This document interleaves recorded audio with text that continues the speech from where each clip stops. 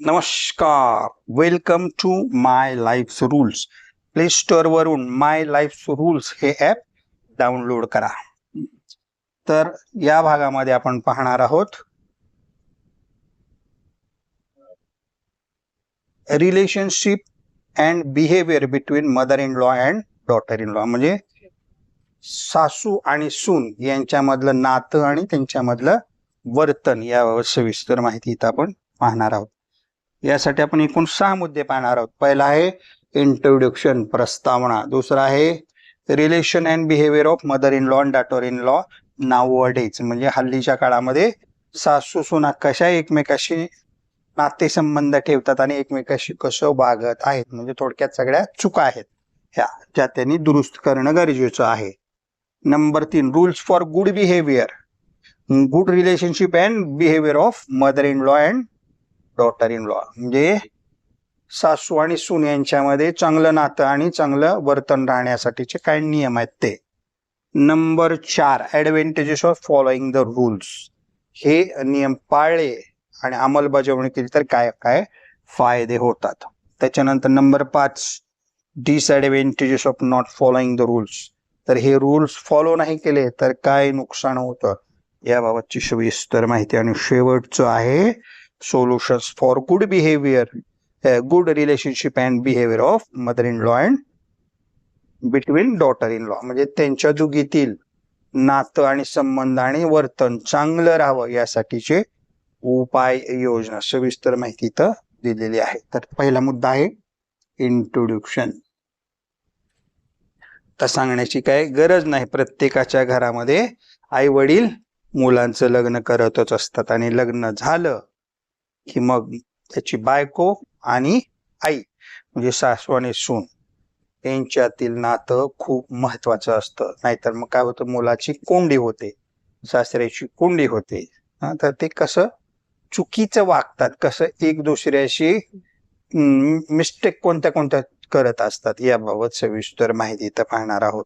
तर त्या कोणत्या चुका करतात, त्या चुका सुधारून घेण्यासाठी कोणते नियम आहेत, नियम फॉलो केले तर काय फायदे होतात, नाही फॉलो केले तर काय नुकसान होतं, आणि त्यांनी छान नातं जपावं आणि संबंध चांगले राहावे त्यांच्यात, यासाठीची कोणकोणती उपाययोजना आहे या भागात आपण सविस्तर माहिती पाहणार आहोत या मुद्द्यात. आता दुसरा आहे relationship and behaviour of mother in law and between daughter in law nowadays. हल्लीच्या काळामध्ये सासू सुना यांच्यातील नातेसंबंध आणि वर्तन बघा त्यांच्याकडून कुठल्या कुठल्या चुका होत असतात याची सविस्तर माहिती आपण पाहूया.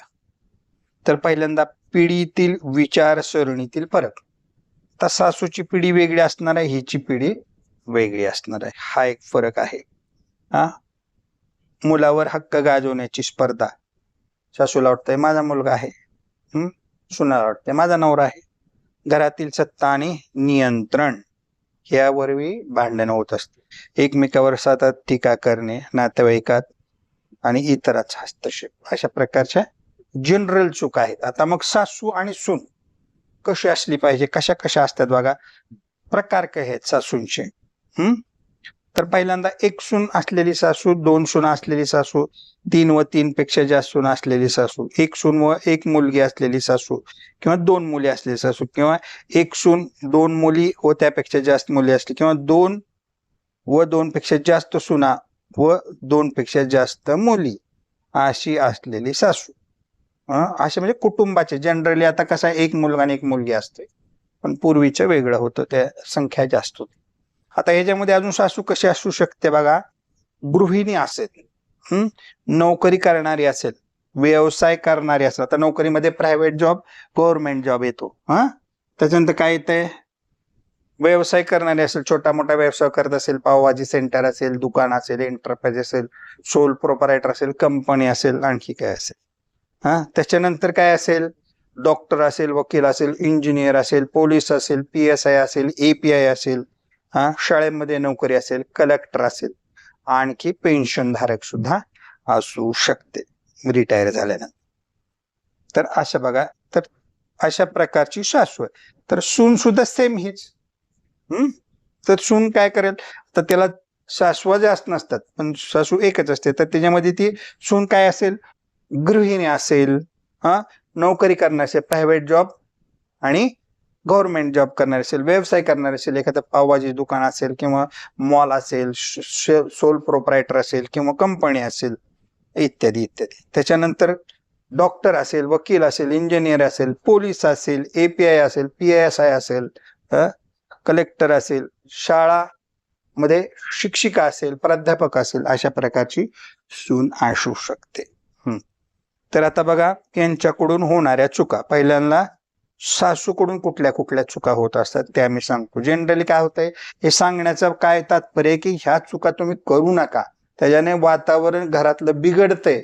दोघांनी करायचं नाही, एकाच सांगत नाही मी सासूनी चुकलं नाही पाहिजे, सुनेनी चुकलं तर काय बोला, असं नाही. सासूनीही चुकायचं नाही आणि सुनेनेही चुकायचं नाही, त्या चुका मी सांगत. आता ह्या ज्या चुका आहेत, ज्या सासवा सुना करत नाही त्यांच्यासाठी हा पार्ट नाही आहे. ज्या करतात, आता सगळ्यात सुनान सासू सगळ्यात चुका करत असतील नाही, ठराविक चुका करत असतील, त्याही सुधारून घेणं या मागचा हा ऍप बनवण्याचा उद्देश आहे, की तुम्ही कुटुंबामध्ये आनंदी, सुख, समाधान, शांती असं राहिलं पाहिजे, टेन्शन फ्री लाईफ राहिलं पाहिजे सगळ्यांना, यासाठीचा हा पार्ट आहे. तर बघा आता काय करते, सासूला जर मुले असतील बरं का, तर सासू काय करते, चुका फोनवर मुलीला सांगत असते, सुनाच्या चाड्या, सकाळी इतके वाजता उठली, ह्याचीच भाजी केली, ती कोणाशी गप्पा मारायलेली होती, उशिरापर्यंत झोपलेली होती, 11पर्यंत बाईसाहेब झोपलेले आहेत, असं दररोजचं डेली रिपोर्ट देत असते. त्यानंतर काय केलेलं असते, सून सकाळी लवकर उठतच नाही, खराबच स्वयंपाक केला, भाजी चांगली केली नाही, सणवार साजरे करत नाही, उपास करत नाही, सणांचा स्वयंपाक चांगला करत नाही, उपासाचा स्वयंपाक नीट बनवत नाही, माझ्याशी नीट व्यवस्थिशीर बोलत नाही, नेहमी भांडते. अशा प्रकारचे सासू सुनेला टोमणे मारत असते. कधी कधी परिस्थिती हाताबाहेर गेल्यामुळे सासू सुनामध्ये भांडणे, हाणामाऱ्या सुद्धा होत असताना आपल्याला समाजामध्ये दिसून येतं. वरील सर्व बर का, सुनेच्या चाड्या मुलीला फोनद्वारे सांगतेच, त्याचबरोबर इतरांना सुद्धा सांगते, नातलगांना, शेजारच्या लोकांना, शेजारच्या महिलांना. तुम्ही घरातल्या चुका बाहेर नाही सांगायच्या, अशा प्रकारची चूक करते. तसेच सुनाला बघा, मुलाच्या आवडी निवडी जपायचं कळत नाही, म्हणजे टोमणा मारते, तुला मुलाला हेच आवडते, तुला नीट कळतच नाही असं वगैरे. सासूला वाटते की मलाच कळतंय, घर माझं आहे, तुला कळत नाही. परंतु जेव्हा घरातली कामे करायची वेळ येते तेव्हा मात्र घर सुनेच असत, यांचं नाही, तू घर तुझं आहे म्हणून काम करायची पळाली. सुनेकडून एखादी घरातली जबाबदारी अपूर्ण राहिली की मात्र घर सुनेच असत. तुझंच घर आहे, तुझ्याकडनं राहिलंय असं ती म्हणत असते. मात्र सन्मान, मान वगैरे किंवा आहेर स्वीकारायचं असेल तर मात्र घर सासूच असत. अशा प्रकारच्या चुका या आणि इतर चुका ती सासू करत असते. अजून काय करते बघा चुका, सासू सुनेच्या चांगल्या सवयीचे कौतुक करत नाही. सासू सुनेला नेहमी सारख्या सूचना देत असते, नेहमी वारक्या. सासू म्हणजे सारख्या सूचना, सासू, सून म्हणजे सूचना नको, असं ते असतं. आता काय काय बघा सूचना देत असते ती, तुझी ही कामं करायची राहिलेली आहेत, त्यामुळे सुनेला चांगली कामे, मान सन्मान, वेळ आली त्यावेळी सुनेचे सासूची तोंड बंद ठेवते. सुनेबरोबर पटत नसल्यामुळे तिच्यासोबत राहण्यास तयार होत नाही. सुनेने शिस्तीत राहावे, चांगले वागावे असं सासूला वाटत असतं. मला अजून एक अडचण सांगू का, ज्यावेळेस महिला सून असते त्यावेळेस तिला सासू चांगले मिळत नाही, आणि ज्यावेळेस ती सासू होते त्यावेळेस तिला सून चांगले मिळत नाही. युनिव्हर्सल ट्रूथ आहे.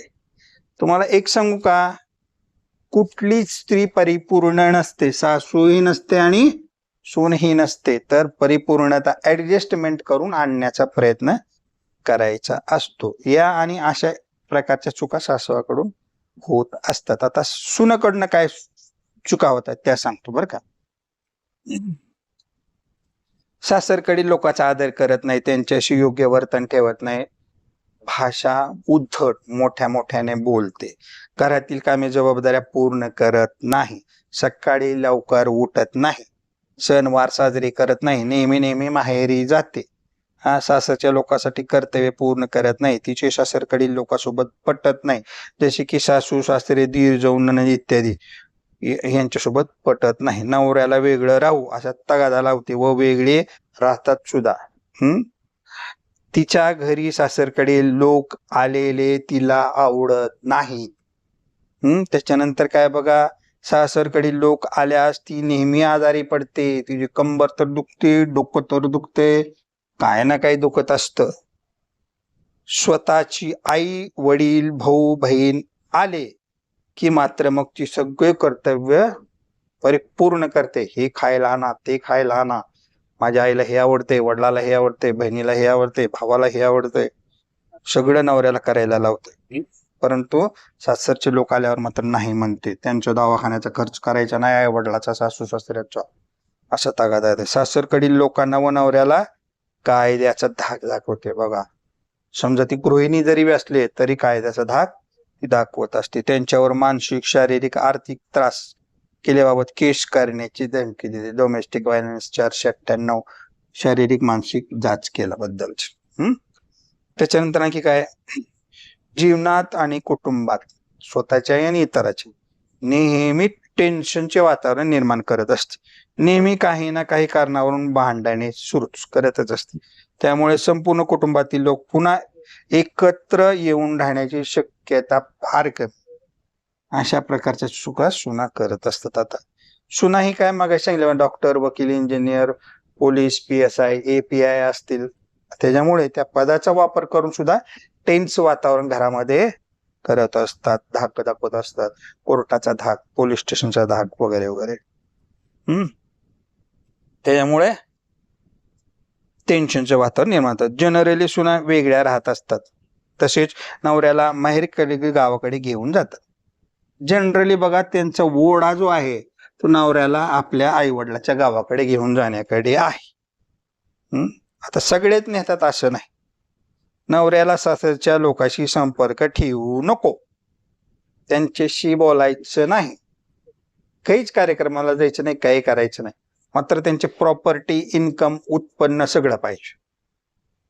सुनांनी ज्या घरात दिलेले आहे त्या घरातील रूढी, परंपरा, सण वार, धार्मिक विधी, कुलधर्म, कुलाचार, कुलदेवतेची यात्रा, त्यांची विधी वगैरे काही करत नाही. तिला ते आवडतच नाही. खरं तर ते करायला पाहिजे, कारण तिला त्या घरात दिले, त्या कुटुंबात ती गेलेली आहे.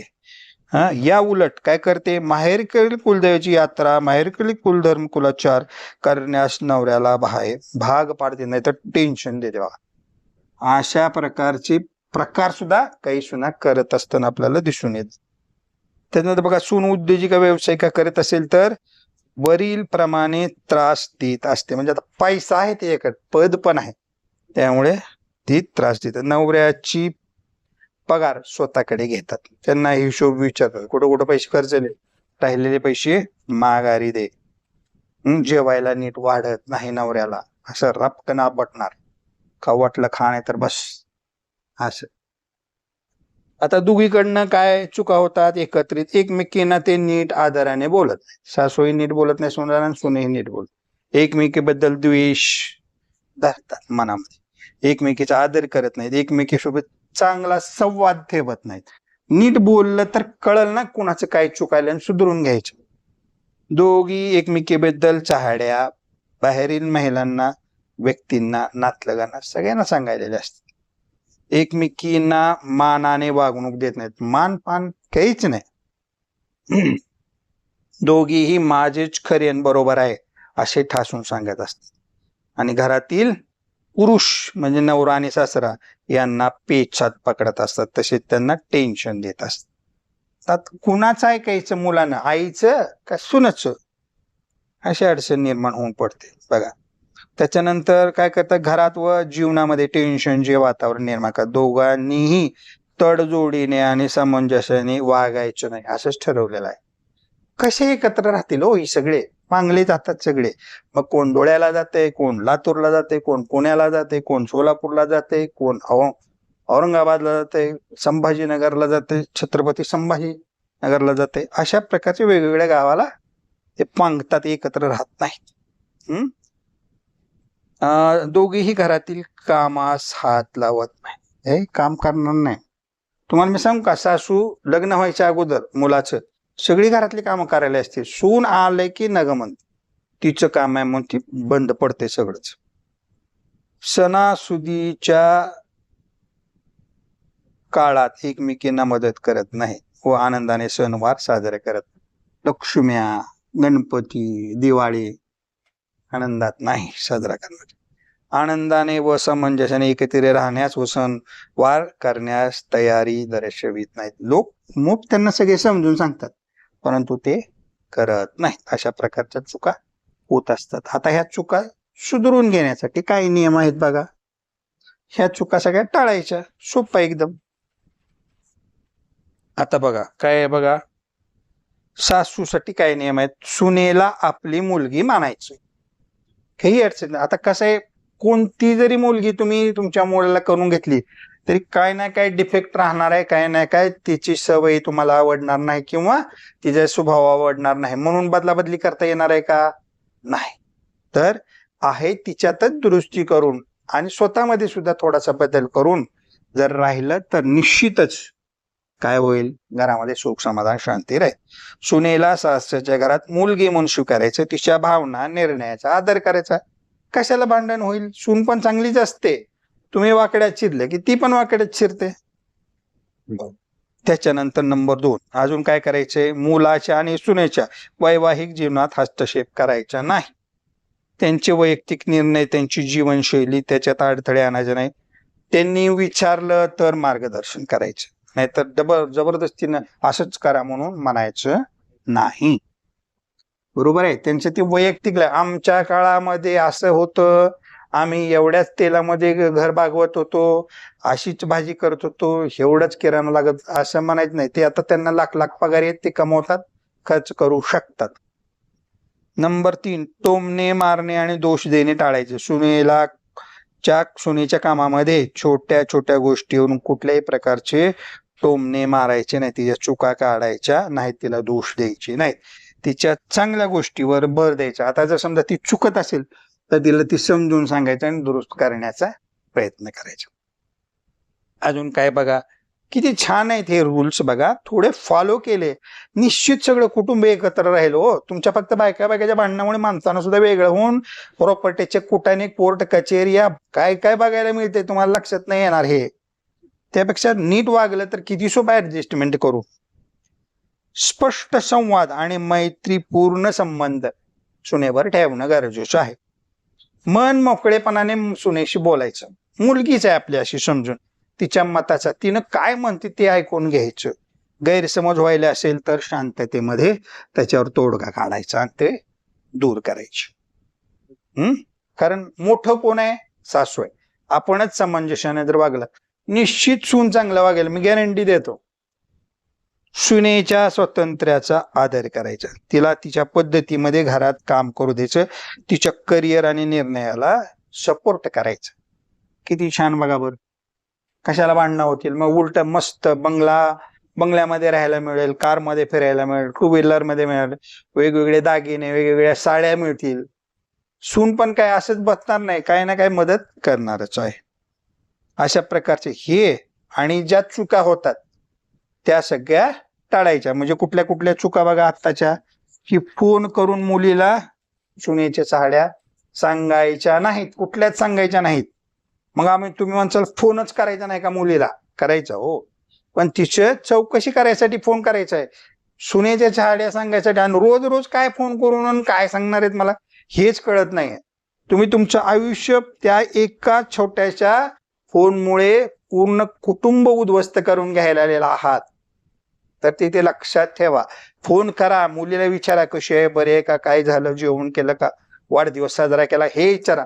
सून किती वाजता उठली, हेच स्वयंपाक केला, बाईसाहेब अजून जाग्याच व्हायच्यात, गप्पाच मारायला लागल्यात, आता आलेल्या आहेत, रुबाबात चाललंय सगळं. काही सांगायचं नाही. काय करायचंय आपल्याला, तुम्ही त्यांना कुठलेही दोष टोमणे मारायचे नाही. ह्या गोष्टी मुलीलाही सांगायच्या नाहीत आणि शेजाऱ्या पाजाऱ्यांनाही सांगायच्या नाहीत. नाहीतर मग भांडण वाढतच जाणार आहे, कुठंच थांबणार नाही. त्यांना उलटा नेहमी नेहमी, तुम्ही वडीलधारी आहेत घरातले सासू, तर तुम्ही त्यांना नेहमी मार्गदर्शन केलं पाहिजे की असं करा तसं करा म्हणून. स्वतः चुकायचं आणि मग सून चुकती म्हणायचं चुकीचं आहे. कारण तुम्ही अगोदर सून होतात. घरासाठी दोघींनी मिळून करायचं असतं. अशा प्रकारे काय काय करायचं, अजून घरकामामध्ये मदत करायची सुनेला कधी कधी मदत करायची. तिची डिलेव्हरी असेल त्यावेळेस मदत स्वतःहून करायची. मला होत नाही म्हणून जर गेलं की तिनं पण तुम्हाला तसंच मला होत नाही म्हणणार आहे. कधी तुमच्या ज्यावेळेस तुम्हाला गरज असेल पुढे काळामध्ये डेफिनेटली म्हणणार, कारण तुम्ही जे पेराल तेच उगवणार आहे. म्हणून सुनेला कुठल्याही प्रकारचा त्रास करायचा नाही. आणि त्याच्याकडून ही चांगली अपेक्षा, चांगलं ते निश्चितच चांगलं वागेल अशी मला आशा वाटते. आता बघा सुनेसाठी काय उपाययोजना रूल्स आहेत बघा. सुनेने काय करायचंय, सासरच्या लोकांचा म्हणजे सासूचा सासऱ्याचा आदर करायचा आहे. सासू ही केवळ नवऱ्याची आई नसून ती कुटुंबातील एक महत्वाचा सदस्य आणि मार्गदर्शक आहे असा विचार तिच्या डोक्यामध्ये ठेवायचे. तशी मेंटॅलिटी करून घ्यायची. तिने दिलेले सगळे सल्ले जे आहेत, कारण तिने अनुभव घेतलेला आहे, त्यांना सगळ्यात कुलधर्म कुलाचार सण कसे साजरे करायचे आहेत, धार्मिक विधी घरातल्या कशा करायच्या आहेत, आपले जे कुलदैवत आहेत त्यांची पूजा कशी करायची याची संपूर्ण माहिती आणि अनुभवाची शिदोरी तिच्याकडे असते. ते त्याचं मार्गदर्शन घ्यायचंय. शक्य तितकं सकारात्मक दृष्टिकोन सुनेने आपल्या सासूविषयी ठेवायचे. स्वतःच्या आईने चुकलं तर काय म्हणू का आपण आईला, नाही का नाही, मग सासूला कशाला म्हणायचं. आणि आता तुम्हाला सांगतो, एकदा लग्न करून दिलं की बदला बदली करता येत नाही. त्यांच्यातच दुरुस्ती करून तसंच लाईफ आपण पूर्ण करायचं असतं. तर घरातील नियम समजून घेण्याचा आणि त्या घराशी जुळवून घेण्याचा प्रयत्न करायचा सुनेने. सासरच्या घरातील परंपरा पद्धती रूढी ज्या काय आहे ते समजून घ्यायच्या आणि ते पाळण्याचा प्रयत्न करायचा. कसं आपल्या सासूबाई आपल्या घरामध्ये कसं साजरा करतात सण, किंवा कसं धार्मिक विधी करतात, कसं कुलधर्म कुलाचार करतात, ह्या समजून घेण्याचा प्रयत्न करतात. आपल्या पद्धतीमध्ये बदल सुचवण्याचा संयम बाळगायचा. आता बाबा की मला असं येतंय तर कसं करू, शांततेत. आवाजाचा टेम्पो दोघींनी छोटा ठेवायचा आहे. माझा आवाजच असला आहे असं म्हणायचं नाही दोघींनी पण. आता तुम्ही 10वीला परीक्षेला आहात किंवा 12वीला परीक्षेत, तर 4 नंबर प्रश्नाचे काय उत्तर आहे, माझा असाच आवाज आहे असं म्हणतो का आपण? शॉर्ट मध्ये हळूच बोलतो. 4 नंबरचं काय उत्तर आहे, तिथं टेम्पो कसा कमी येतो. आणि लग्न ठरताना इतकं मंजूळ बोलतात सुना, आणि पुन्हा घरी आल्यावर माहित पडते माझा आवाजच तसला आहे. तुम्ही कमी करा ना आवाज, तर तुम्हाला लक्षात येईल. दोघींनीही आवाजाचा टेम्पो कमी ठेवणं गरजेचं आहे. अजून काय करायचं बघा, सुनेने सासू बरोबर चांगला संवाद ठेवणार. सुरुवातच जर तुम्ही बिघड केली तर काय उपयोग नाही. आता चुकतच असते मनुष्य, तर एकमेकांनी चांगला तक्रारी करण्यापेक्षा संवादाने आणि चांगल्या ह्याने समस्या सोडवण्याचा प्रयत्न करायचा. सासूच्या अनुभवाचा आदर करायचा. आवश्यकतेनुसार तुम्हाला जर आवश्यकता असेल तर त्यांचं मार्गदर्शन घ्यायचं, कारण ते घरातील वडीलधारी आहे. अजून एक वाक्य सांगतो, घरातल्या वडीलधारी लोकांचा हात धरला तर बाहेरच्या लोकांचे पाय धरण्याची वेळ तुमच्यावर येणार नाही. याच्यातल्या खूप मोठा अर्थ आहे, तुम्ही समजून घ्या. आता अजून काय बघा, घरातील जबाबदाऱ्या योग्य पद्धतीने पार पाडत. आता घरातली काम आहेत, सासू लग्न व्हायच्या अगोदर कशी संपूर्ण करत असते, कपडे धुणे भांडे स्वयंपाक. सून आले की ती माझं नाही लगेच चालू होते. तर असं होत असताना घरातील जबाबदाऱ्या दोघींनी समान वाटून घ्यायच्या आहेत. सासरच्या घरातील जबाबदाऱ्या टाळायच्या नाही. आपल्या हक्काबरोबरच कर्तव्यही महत्वाची आहेत. आता आपलेच घर आहे, आपणच स्वयंपाक केला पाहिजे, आपणच सगळं कामं केलं पाहिजे. आपल्या सगळ्या लोकांचं सांभाळ करणं आपलं कर्तव्य आहे. तर नंबर 5, नकारात्मक बोलणं टाळायचं आहे. सासूविषयी कुठल्याही नकारात्मक किंवा पतीविषयी किंवा सासऱ्याविषयी कुठल्याही नकारात्मक गोष्टी बोलायच्या नाहीत. छोट्या छोट्या गोष्टीवरून वाद करायचा नाही. सगळ्या घराचा जी काही भांडण आहे बाहेर न्यायचं नाही. घरातल्या घरात त्याच्यावर काय ना काय उपयोग म्हणजे सोल्युशन काढून त्याचा यूज करून ते समस्या तिथल्या तिथं मिटवायची आहे. अजून काय करायचं नाही सुनेनी बघा.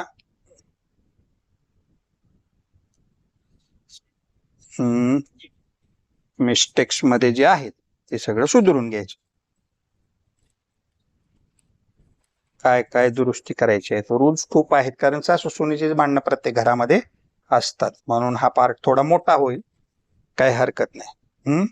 सासरकडील लोकांचा आदर करायचा, त्यांच्याशी योग्य वर्तन करायचे, घरातले काम संपूर्ण जबाबदारी व्यवस्थितशीर घ्यायच्या, नेहमी नेहमी माहेरी जायचं नाही.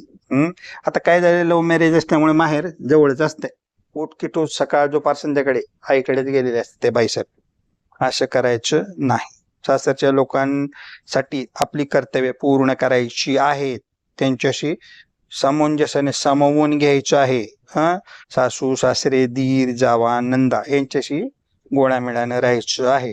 नवऱ्याला चला आपण वेगळं राहू असं म्हणायचं नाही. सकाळी लवकर उठायचं आहे. 11 वाजेपर्यंत झोपायचं नाही. तुमच्या आईनं तसं केलं असतं तुम्हाला सकाळचं काय मिळालं असतं का? शाळा ट्रेन वगैरे बस वगैरे मिळाली असते का? आईच 11ला उठते 12ला, मग दात घासून मग बघू. चुकीचं आहे. सगळी कर्तव्य उपयोगी पडायची असते, पूर्ण करायची असतात. सासरकडच्या लोकांना आपल्या पोस्टचा धाक दाखवून, कायद्याचा धाक दाखवून टेन्शन निर्माण करायचं नाही. त्यांची मानसिक शारीरिक आर्थिक त्यांना त्रास द्यायचा नाही. घरातील कामे व्यवस्थितशीर वाटून घेऊन करायची. तुम्ही समजा वकील डॉक्टर असाल, पोलीस असाल, PSI असाल, API असाल तर पदाचा गैरवापर करून त्यांना कायद्याचा धाक दाखवून, पोलीस स्टेशनचा धाक दाखवून, कोर्टाचा धाक दाखवून टेन्शनचं वातावरण करायचं नाही. सगळे कुलधर्म कुलाचार जे आहेत सुनेने सासरकडील करायचे आहेत माहेरकडे तर ऐच्छिक झाले. कारण आता आपल्याला दिलंय कुठं? सासरी. तर त्यांच्याशी त्यांचे कुलधर्म कुलाचार सगळे शिकून घ्यायचे आहेत, करायचे आहेत. अशा प्रकारे सुनेने स्वतःमध्ये बदल करून घ्यायचा आहे. कशाला काय भांडणं होतील बघ, सांगा बघ. काहीच होणार नाही. दोघींनी एकमेकीसोबत जर चांगलं वागलं तर काही अडचण येणार नाही. आतापर्यंत सांगितल्याप्रमाणेच सगळं. आता शॉर्ट मध्ये फास्ट सांगतो. दोघींना काय बघा, दोघींनी एकमेकाशी वागताना आदराने बोलायचं. आवाजाचा टेम्पो कमी ठेवायचा छोटस. दोघींनी एकमेकाच्या चहाड्या घरातील व्यक्तीशी, नातलगाशी, शेजारील व्यक्तीशी कोणालाही सांगायच्या नाही. तसेच सुनेने अगोदर सासूचे म्हणणे शांतपणे ऐकून घ्यायचे.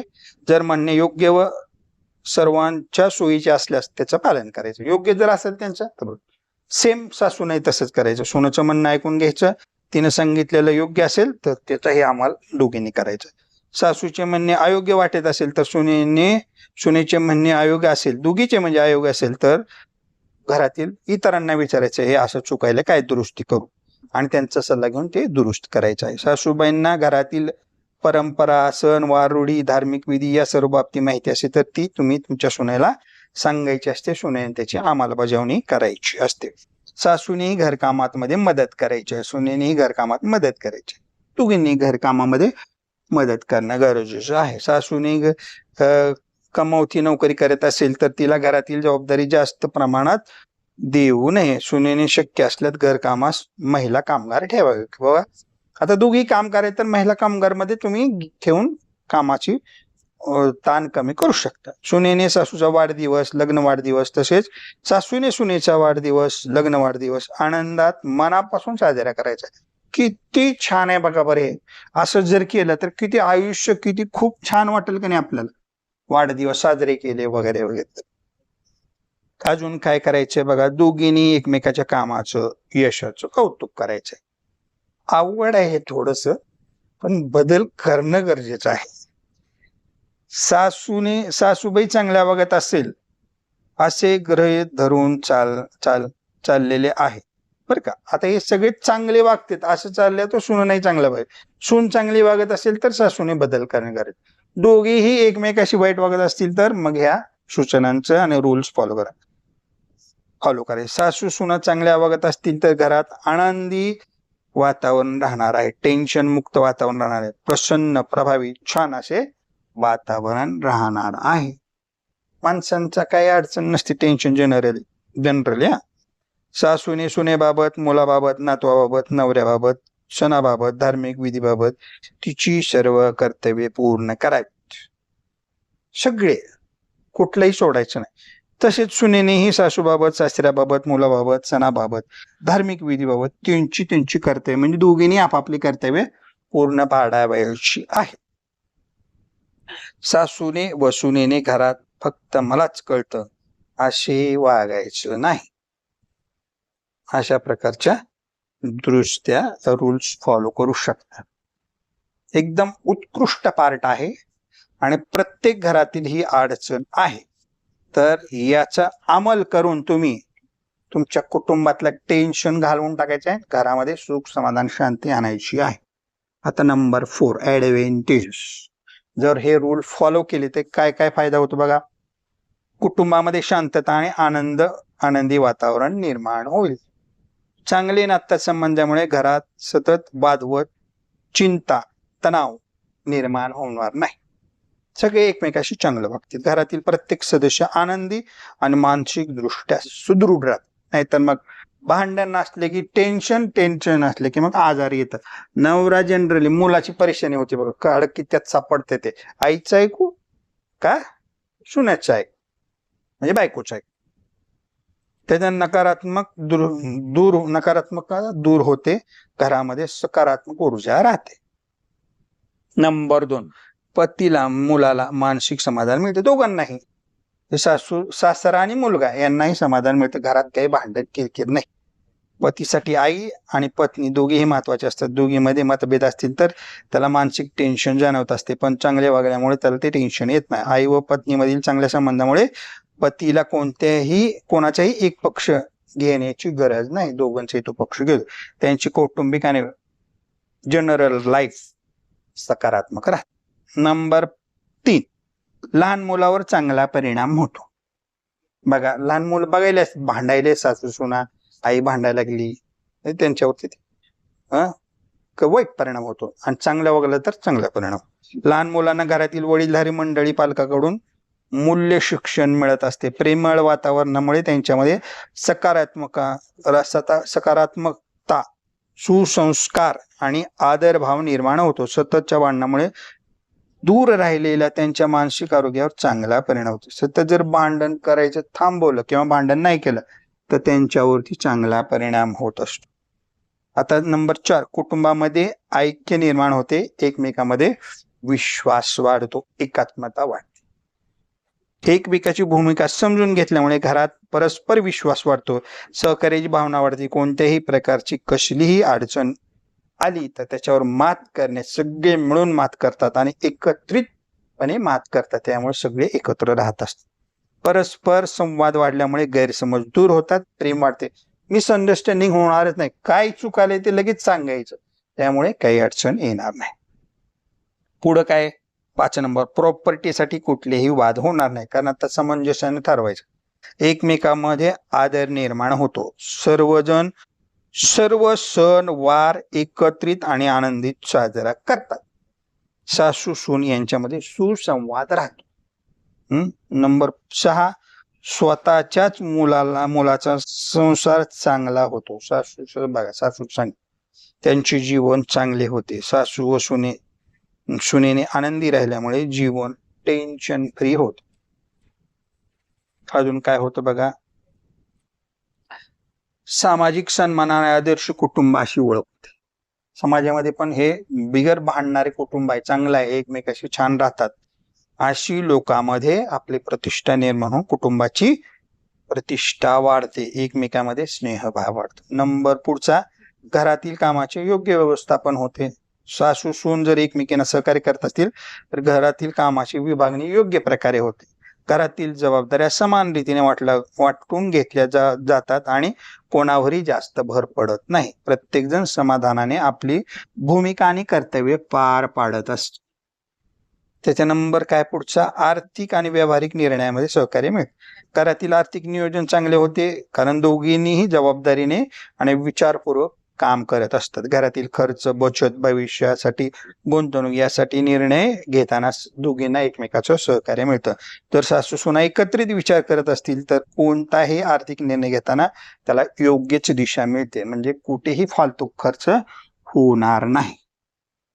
त्याच्यानंतर पुढचं काय, कौटुंबिक परंपरा आणि मूल्य याचे जतन होते. बघा आता सगळ्यात महत्वाचं आहे, एकत्रित सगळे काय बघा, सासूच्या अनुभवाचा फायदा सुनेला होतो आणि कुटुंबाची परंपरा पुढे चालू जाते. कुलधर्म, कुलाचार, धार्मिक विधी, लक्ष्म्या, गणपती, दिवाळी अतिशय उत्कृष्ट आनंदात एकत्रित साजरा होते. सुनेचे आधुनिक विचारामुळे कुटुंबाला नव्या दिशा, नवी पद्धती स्वीकारायला मिळते. ती अजून पण काही तिचं चेंजेस आणून कुटुंबामध्ये भर करू शकते.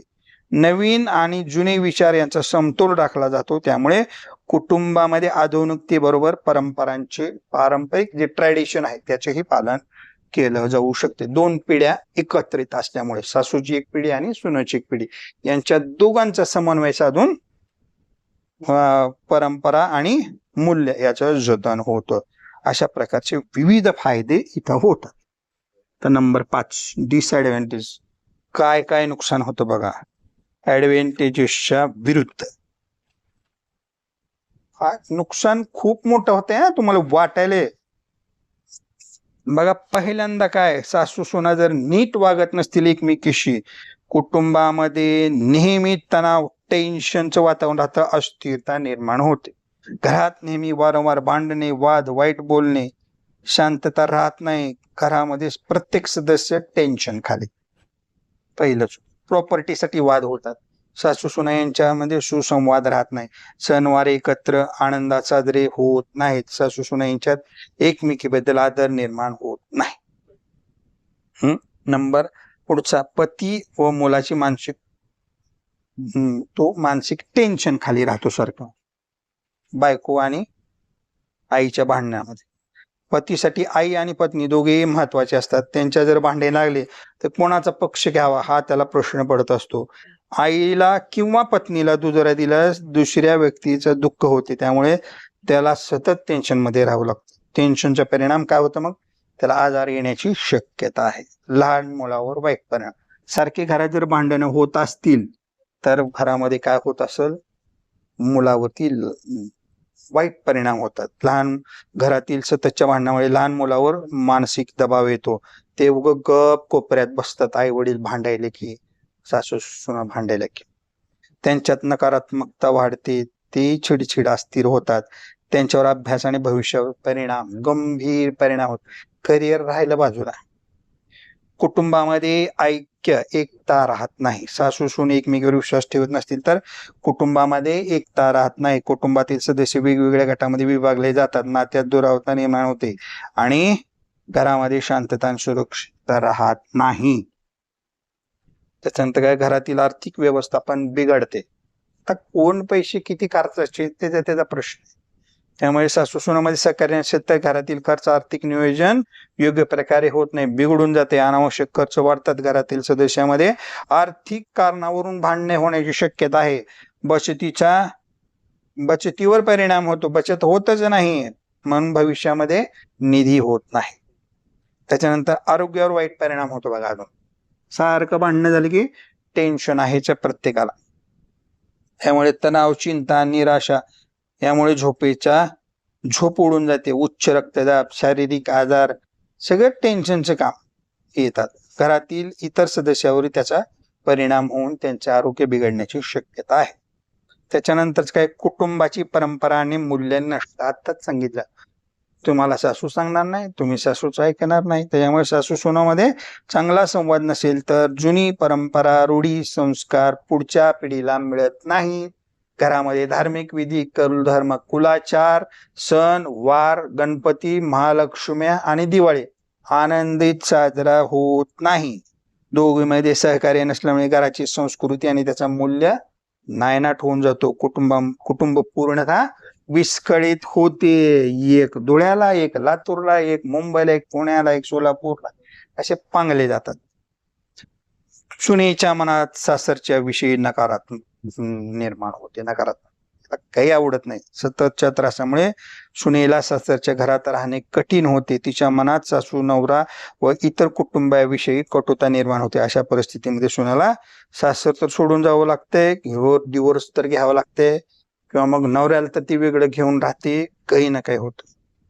नातेसंबंध तुटण्याचा धोका बघा. जर सासू सुनेत भांडणे वाढली तर ती घटस्फोटापर्यंत जातात.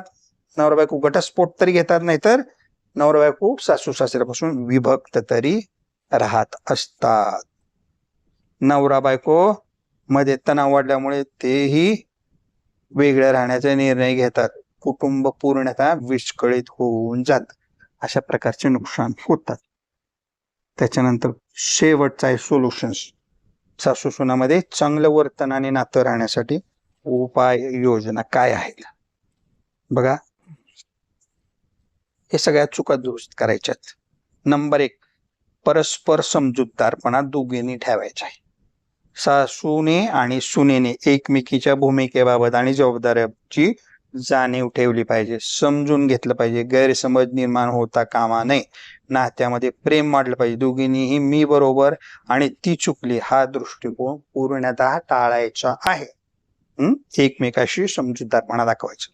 नंबर 2, कायमस्वरूपी संवाद आणि ऐक्य ठेवायचं आहे. एकमेकीशी मनमोकळेपणाने बोलायचं आहे. मनातील शंका दूर करायच्या आहेत. बोलताना आदरयुक्त आणि नम्रता ठेवायची. भाषेचा टेम्पो खाली ठेवायचा. मोठ्याने बोलायचं नाही. ऐकण्याची आणि समजून घेण्याची सवय दोघींनीही लावायची आहे. एकमेक केवळ बोलण्यावर भर द्यायचा नाही. समोरचं काय म्हणतंय हे पण तुम्ही ऐकून घेणं गरजेचं आहे. त्याच्यानंतर काय बघा, एकमेकीविषयी आदर आणि प्रेम ठेवायचं. सासूने सुनेला मुलीप्रमाणे वागायचे आणि सुनेने सासूला आईप्रमाणे वागवायचं आहे. एकमेकीच्या मताचा आदर करायचा. वादविवाद टाळायचा. लहान लहान गोष्टीवरून वाद होत असेल तर त्याच्यावर शांततामय वातावरणात चर्चा करून तोडगा काढायचा आहे. नंबर 4, जबरदस्ती टाळायचं, स्वातंत्र्य द्यायचं. सासूने सुनेवर अनावश्यक बंधनही घालावायची नाही. तिला स्वातंत्र्य देणं गरजेचं आहे. सुनेने सासूच्या अनुभवाचा आदर करायचा आणि कुटुंबाच्या रीतिरिवाजाचं भान ठेवायचे. निर्णय घेताना दोघींनी समन्वय साधायचा आणि कुटुंबामध्ये सकारात्मक राखण्याचा प्रयत्न करायचा आहे. बघा किती छान उपाययोजना. घरातील जबाबदाऱ्या वाटून, कामकाज सगळं वाटून घ्यायचं. मी करणार नाही, तू करणार नाही असं म्हणायचं नाही. सासूनी सुनेनी दोघांती घरातील जबाबदाऱ्या कामे वाटून घेणे गरजेचे आहे. कोणतीही जबाबदारी एकट्यावर येऊ द्यायची नाही, किंवा येत असेल तर लक्ष द्यायचं. परस्पराच्या सहकार्याने काम केल्यास नात्यामध्ये प्रेम आणि विश्वास राहतो. आणि ह्यासाठी नवऱ्याने आणि सासऱ्यांनी मदत करायची. कामाची विभागणी करून द्यायची. पती व इतर कुटुंबांच्या नात्याचा आदर करायचा. सुनेने सासू आणि तिच्या मुलाच्या नात्याचा आदर करायचा. सासूने मुलाच्या पत्नीबद्दल नकारात्मक बोलायचं नाही. तिच्या नात्यावर विश्वास ठेवायचा. पतीला कोणत्या बाजूने उभा राहायला भाग पाडू द्यायचे नाही. कुटुंबामध्ये एकता ठेवण्याचा प्रयत्न करायचा. म्हणजे पतीची गोची करायची नाही, मुलाची गोची करायची नाही, कुंडीत पकडायचं नाही. लहान सहान गोष्टीवरून गैरसमज टाळायचा. अनेकदा लहान सहान गोष्टीवरून भांडणे मोठ्या प्रमाणात होत असतात. त्यामुळे प्रसंगावधान साधून प्रसंग समजून घ्यायचा. रागाच्या भरात प्रतिक्रिया द्यायची नाही. शांत राहायचं. काही गोष्टी दुर्लक्ष केल्या तर नाते दृढ होत असतात. थोड्या वेळ शांत बसलं की आपोआप मार्ग नाही. गृहितावर विश्वास ठेवायचा नाही. सासू ही नेहमीच वाईट असते, सून ही फक्त स्वार्थी असते असं गृहीत धरायचं नाही. प्रत्येक माणसाचा स्वभाव वेगळा असतो. त्याचा आदर करायचा. नकारात्मक विचार टाळायचे. सकारात्मक दृष्टिकोन ठेवला की सुधारणा होत असते. नंबर 9, एकत्र वेळ घालवायचा. नात्यामध्ये गोडवा वाढायचं. बघा, एकत्र गप्पा मारायच्या, सहलीला जायचं, एकत्र स्वयंपाक करायचा, परस्पराबद्दल अधिक जाणून घ्यायचं की त्यांना कसं वाटतंय, मला कसं वाटतंय, मन मोकळेपणामुळे चांगल्या आठवणी निर्माण करायच्या. त्यामुळे नात्यामध्ये जिव्हाळाने आता सांगितल्याप्रमाणे सासूने सुनेचा वाढदिवस, लग्न वाढदिवस, इतर जे काही यश संपादन केलं ते साजरा करायचं.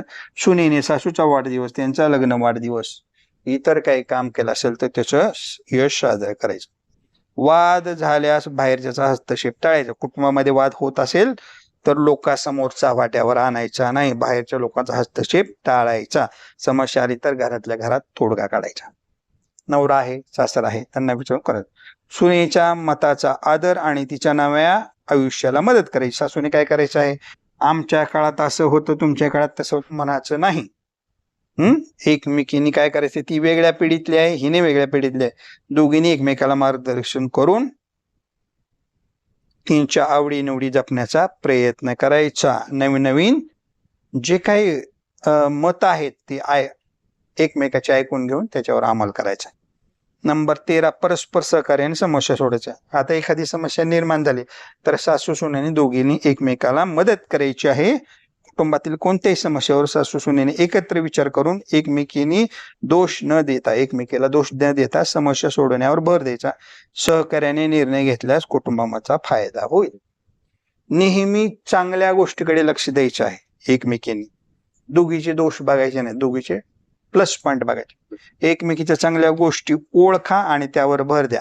परस्पर कौतुक केल्याने सकारात्मकता वाढते. दोष काढण्याऐवजी गुणाचा आदर केला तर निश्चितच नाते चांगले निर्माण होते. आता अजून काय आहे बघा, जे मिस्टेक सांगितलेले आहेत त्या करायच्या नाही, तो रूल्स फॉलो करायचे. त्याच्याने मग काय होतं, त्यांच्या नात्यामध्ये दृढता निर्माण होते. समजा हा पार्ट बघून तुमच्यामध्ये समंजसपणा किंवा तडजोड होत नसेल, जनरली आता मनत दुखावलेले आहे, तर तुम्ही काय करू शकता, अपॉइंटमेंट बुक करू शकता. एका व्यक्तीसाठी एक अपॉइंटमेंट, 2 व्यक्तीसाठी 2 अपॉइंटमेंट बुक करणं गरजेचं आहे. अपॉइंटमेंट घेण्याच्या अगोदर टर्म अँड कंडिशन वाचून समजून घ्या, सविस्तर माहिती समजून घ्या, त्याचे डेमो व्हिडिओ, फ्री व्हिडिओ पाहून घ्या. ज्या काही अडचणी आहेत त्या आपण सगळेजण मिळून दूर करण्याचा प्रयत्न करून कुटुंबामध्ये सुख, समाधान, शांती आणण्याचा प्रयत्न करूया. अपॉइंटमेंटच्या माध्यमातून. एखाद्या कुटुंबामध्ये जर तडजोड होत असेल, सलोख्याने सगळे एकदम कोणाच्या तरी सांगण्यावरून दुरुस्ती होत असेल तर निश्चित अपॉइंटमेंट घ्यायला काही हरकत नाही. आशा करतो सांगितलेली माहिती व्यवस्थितरित्या समजली असेल. त्याचा उपयोग करून तुम्ही व्हिडिओ पाहून स्वतःच्या आयुष्यामध्ये दुरुस्ती करून घरामध्ये सासू सुनेची भांडणे कमी होऊन सुख, समाधान, शांती नांदवाल अशी आशा करतो. धन्यवाद.